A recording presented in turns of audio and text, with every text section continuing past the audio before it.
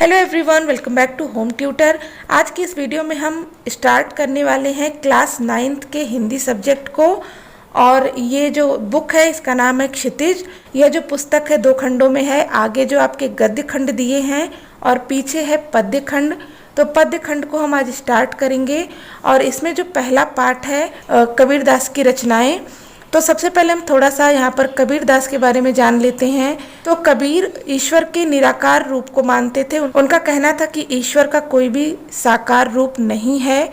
ईश्वर प्रत्येक मनुष्य के हृदय में निवास करते हैं और उन्हें पाने के लिए किसी कर्मकांड की, पूजा पाठ की आवश्यकता नहीं है। तो सीधे शब्दों में हम कहें तो कबीर मनुष्यता में विश्वास करते थे और बाह्य आडंबरों का, पाखंड का, दिखावे का विरोध करते थे। और इन्हीं सब चीज़ों पर आधारित उनकी रचनाएं हैं।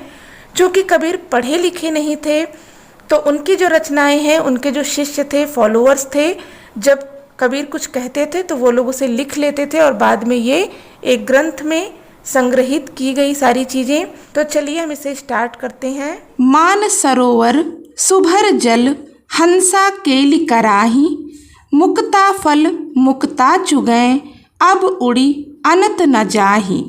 मान सरोवर अर्थात तालाब। सुभर का अर्थ होता है पूरी तरह से भरा हुआ। जल यानी कि पानी। हंसा यानी कि हंस, जो हंस पक्षी होते हैं उनके बारे में कहा जा रहा है। केल का अर्थ होता है खेलना। कराही यानी कि करते हैं। मुक्ता फल मुक्ता चुगै। मुक्ता फल का अर्थ होता है मोती। चुगै यानी कि चुगना। अब उड़ी अनत न जाही। अब उड़ कर के, अनत का अर्थ होता है दूसरी जगह पर, न यानी कि नहीं, जाही यानी कि जाते हैं। कबीरदास कहते हैं कि जो तालाब है, जो मानसरोवर है, वह पूरी तरह से जल से भरा हुआ है, जिसमें हंस खेलते हैं और मोतियों को चुगते हैं। और अब वो वहाँ से उड़ कर के कहीं भी जाना नहीं चाहते। कबीर की जितनी भी रचनाएं हैं ये द्विअर्थी हैं, यानी कि एक अर्थ तो जो यहाँ पर शब्द लिखे हैं इनका शाब्दिक अर्थ निकलता है और एक इसका दूसरा अर्थ भी निकलता है। इन्होंने हर बात 2 अर्थों में कही है। जैसे कि अभी आपने यहाँ जो साखी पढ़ी, इसका एक अर्थ निकला कि मानसरोवर में जल भरा हुआ है जिसमें कि हंस खेलते हैं और मोतियों को चुगते हैं, और अब वो वहाँ से उड़कर कहीं भी जाना नहीं चाहते। इसी प्रकार से जो मनुष्य है वह क्या करता है, यह जो संसार है, मानसरोवर को इन्होंने तुलना की है संसार से। तो ये जो संसार है यह विभिन्न प्रकार के सुख सुविधाओं से, माया जाल से भरा हुआ है। और मनुष्य इसमें क्या करता है, हंस की तुलना की है मनुष्य से। जैसे हंस मानसरोवर में खेलता है, उसी प्रकार से मनुष्य इस संसार में खेल रहा है, यानी कि डूबा हुआ है। और यहाँ पर जो विभिन्न प्रकार की सुख सुविधाएं हैं, अच्छे अच्छे खाने को है, पैसा है, अच्छा अच्छा पहनने को है, तो इन सारी चीज़ों में मनुष्य डूबा हुआ है, इसमें खेल कर रहा है और वह इसी को सच मान लेता है। उसे लगता है कि यही सब दुनिया है, यही सच्चाई है, इससे बाहर कुछ नहीं है। तो वो यहाँ से दूसरी जगह नहीं जाना चाहता है, अर्थात ईश्वर की प्राप्ति करना नहीं चाहता है, ईश्वर के मार्ग को भूल जाता है। जिस प्रकार से हंस मानसरोवर में खेलते हुए मोतियों को चुगते हैं और उन्हें लगता है कि यही पूरा संसार है, इससे बाहर कुछ नहीं है, वह इसे छोड़कर कहीं भी जाना नहीं चाहते। इसी प्रकार से मनुष्य इस संसार के मोह माया जाल में बंधा हुआ है और इसे छोड़ करके अब दूसरी जगह पर नहीं जाना चाहता। इसी को वह सच्चाई मानता है। अगला है, प्रेमी ढूंढत मैं फिरूं, प्रेमी मिले न कोई, प्रेमी को प्रेमी मिले, सब विष अमृत होई।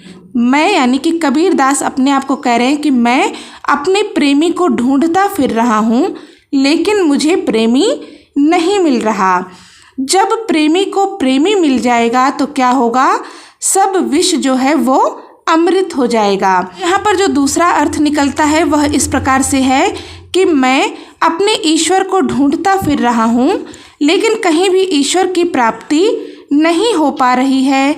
जब ईश्वर मिल जाएंगे तब क्या होगा, सभी प्रकार के जो विष है, विष अर्थात दुख हैं, दुविधाएं हैं, वह क्या होंगी, दूर हो जाएंगी और सब कुछ सुखी हो जाएगा, सारे दुख मिट जाएंगे और सुख की प्राप्ति हो जाएगी।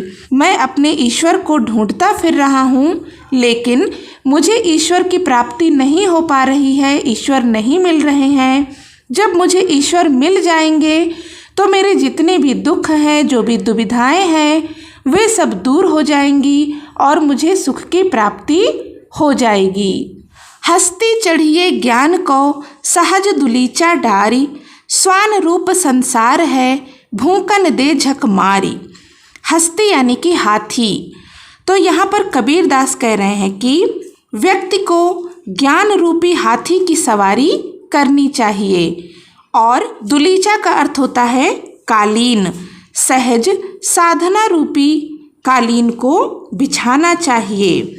और यहाँ पर कबीरदास ने संसार की तुलना स्वान से, स्वान यानी कि कुत्ते से करते हुए कहा है कि जिस प्रकार से हाथी जब रास्ते से जाती है तो कुत्ते उस पर भौंकते हैं, लेकिन हाथी क्या करती है, उनको रिप्लाई नहीं करती, कोई जवाब नहीं देती, चुपचाप अपने रास्ते पर चली जाती है। इसी प्रकार से मनुष्य को क्या करना चाहिए, ज्ञान रूपी हाथी पर सवारी करनी चाहिए और सहज साधना रूपी कालीन बिछाना चाहिए। जो कुत्ते रूपी संसार है यह क्या करेगा, आप पर भौंकेगा, भौंकते रहेंगे सब, लेकिन इन्हें अनदेखा करके हमें चले जाना चाहिए। झक मारी यानी कि थक हार के बैठ जाना, तो थक हार के ये अपने आप चुप हो जाएंगे, भौंकना बंद कर देंगे, बोलना बंद कर देंगे। व्यक्ति को ज्ञान रूपी हाथी पर सवारी करनी चाहिए और सहज साधना रूपी गलीचा बिछाना चाहिए। यह जो कुत्ते के समान संसार है यह आपके ऊपर भौंकते रहेंगे, लेकिन इसे अनदेखा करके चलते रहना चाहिए, अपनी क्रिया करते रहनी चाहिए। एक दिन स्वयं ही थक हार करके चुप होकर के बैठ जाएंगे। पखा पखी के कारण सब जग रहा भुलान, निरपख होय के हरि भजय सोई संत सुजान।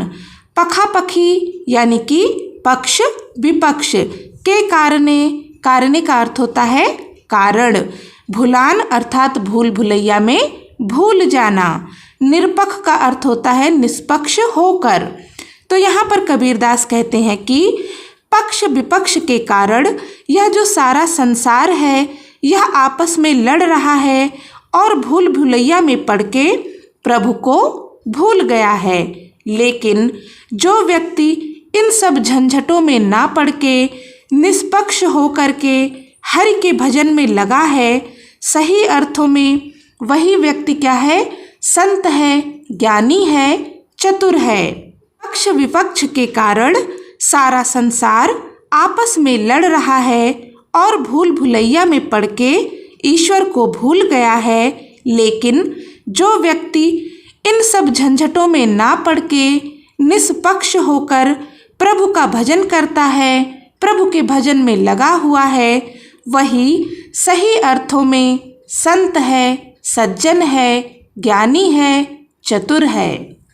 हिंदू मुआ राम कही मुसलमान खुदाई, कहे कबीर सो जीवता जो दुहि के निकट न जाई। तो यहाँ पर कबीर दास कहते हैं कि जो हिंदू हैं वह राम राम का भजन करते हैं और मुसलमान खुदा खुदा कहकर मर जाते हैं, लेकिन असल में वही व्यक्ति जीवित के समान है जो इन दोनों के निकट नहीं जाता।